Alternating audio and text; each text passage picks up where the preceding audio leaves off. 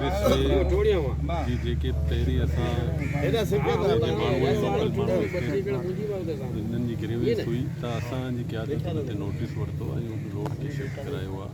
त उहो रोड वरी चवनि था हिन पासे अचे थो त असां हिन हवाले सां पंहिंजी क़यादत जी नॉलेज में ॻाल्हि विधी आहे इन जे करे असां पंहिंजे माण्हुनि सां बीठा आहियूं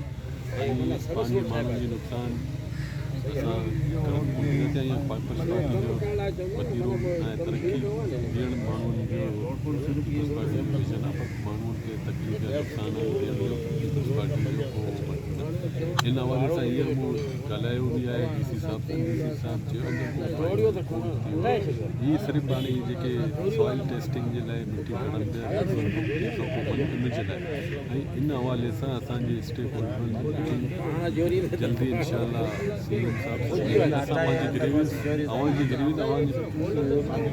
खां पहिरीं असां पार्टी क़यादत खे पंहिंजे क़यादत खे ॿुधायो आहे ऐं अवां जी रखिया आहिनि पार्टी जे साम्हूं रखे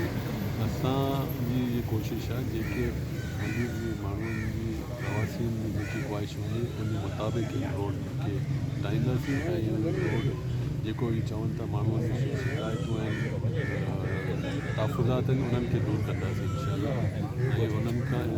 सलाह मशवरा करे पोइ इन रोड जे बारे में हिकिड़ी मीटिंग थींदी यानी मीटिंग हलनि थी हाणे मीटिंग थींदी पोइ हिन खां बाद डिसाइड कंदा मलीर जे माण्हू हिकिड़े पेश थिए स्टेक होल्डर सभु असां पेश थिए पार्टी बि असांजी ॻाल्हि ॿुधी आहे इनशा हिन मसइले खे सॉर्ट आउट कंदासीं